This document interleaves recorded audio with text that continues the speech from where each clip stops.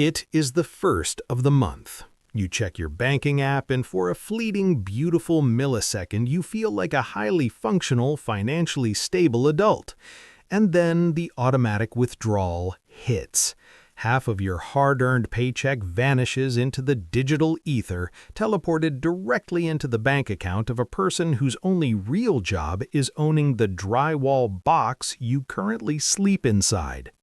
Welcome to Rent Day, the monthly reminder that you are trapped in a financial hamster wheel. If you live in London, New York, Sydney, or basically any major English-speaking city on the planet, you are currently living through a catastrophic housing crisis. You are paying astronomical, soul-crushing amounts of money for a shoebox apartment that probably has a mysterious damp patch on the ceiling and a landlord who ignores your emails. How did we get here? How did simply existing indoors become an impossible luxury? It is because, somewhere along the line, we fundamentally changed the definition of what a house actually is. We stopped treating housing as a human right, a basic biological necessity, like food or water, and we started treating it as a speculative financial asset. In cities like London and New York, housing is not primarily built for human beings to live in, it is built for global capital to safely park its money. We financialized shelter. We essentially turned the roof over your head into a stock portfolio. Developers do not want to build affordable family homes because the profit margins, they're boring. Instead, they build luxury glass towers and sell the units to overseas investors. Those apartments often sit completely empty, acting as a concrete savings account that simply appreciates in value. And because all the usable land in the city is eaten up by luxury ghost towns, the supply of normal apartments shrinks. Demand skyrockets, rent explodes. You end up handing over 50% of your income just to avoid sleeping on a park bench. You are officially caught in the rent trap. You cannot save up to buy a house because your rent is too high, and your rent is too high because you cannot afford to buy a house. But what if I told you there is a glitch in the matrix? A major world-class Western city that looked at this chaotic, profit-driven housing casino and simply said, "No thank you."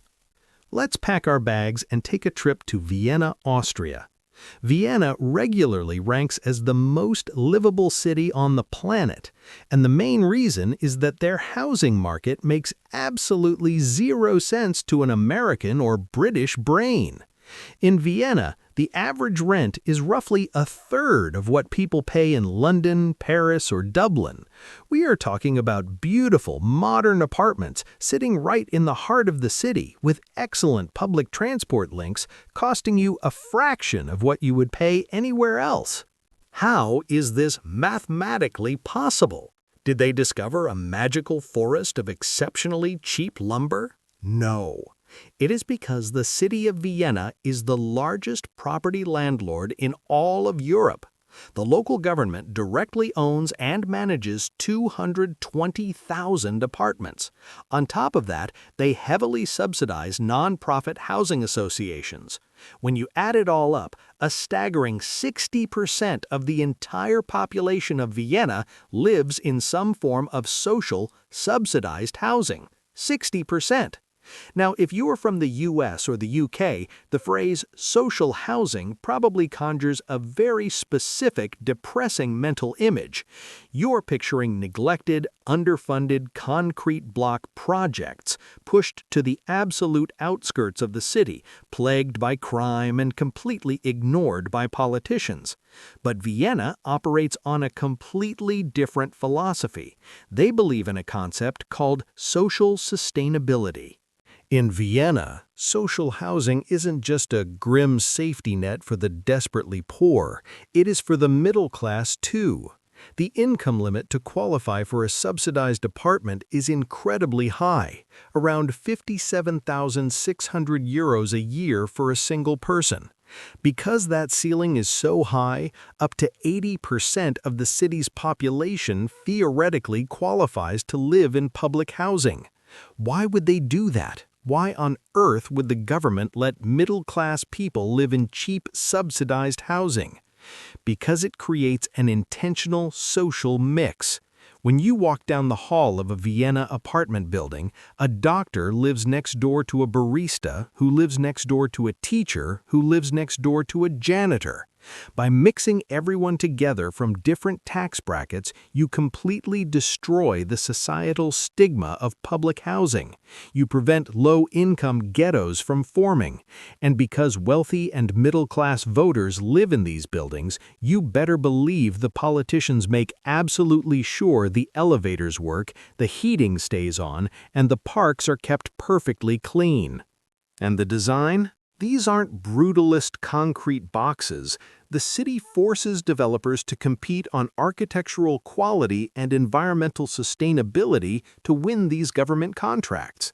Some of these social housing complexes are brilliantly designed, seamlessly integrating elementary schools right into the ground floor and offering captivating views. But here is the most brilliant, diabolical part of the Viennese master plan. Because the government provides so much high-quality, ultra-cheap housing, it absolutely terrifies the private landlords. If a private landlord in Vienna tries to charge $2,000 for a mediocre one-bedroom apartment, the tenant will just laugh in their face and go rent a beautiful government apartment for $500 instead. The massive, looming supply of public housing forcibly keeps the private market in check, making even private rents in Vienna comparatively affordable. The government literally broke the monopoly of the landlords. How do they pay for this utopia? It is, surprisingly, boring. They fund it with a 1% tax on the salaries of all Viennese residents, alongside the rental income they rake in from the hundreds of thousands of units they already own. It is a self-sustaining ecosystem. They treat housing like a basic public utility, the exact same way we treat the water supply, the roads, or the fire department.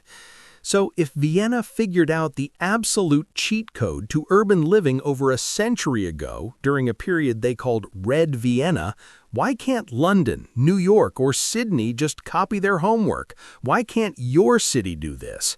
Because frankly, your city does not want to. The terrible, unspoken truth about the housing crisis in our modern cities is that it is incredibly profitable for the people currently holding the power. The entire Western economy is currently built on the flimsy foundation of real estate going up in value forever. If your city government suddenly built 500,000 beautiful, cheap apartments, the cost of housing would plummet. Renters would rejoice in the streets, but homeowners, the people who treat their house as their primary retirement fund, and more importantly, the people who actually show up to vote in local elections, would watch their net worth evaporate overnight. The banks holding the mortgages would panic. The overseas investors would riot. We are addicted to the disease. We want housing to be universally affordable to buy, but we also want it to magically increase in value the second we own it. You cannot mathematically have both. You cannot have a basic human right that simultaneously doubles as a high-yield investment asset. Vienna made a choice a long time ago. They chose the people over the investors. They decided that a city is a place for human beings to live, work, and exist, not a giant monopoly board for global capital. Until our cities decide to make that exact same choice, you better go check your bank account, because the first of the month is always right around the corner.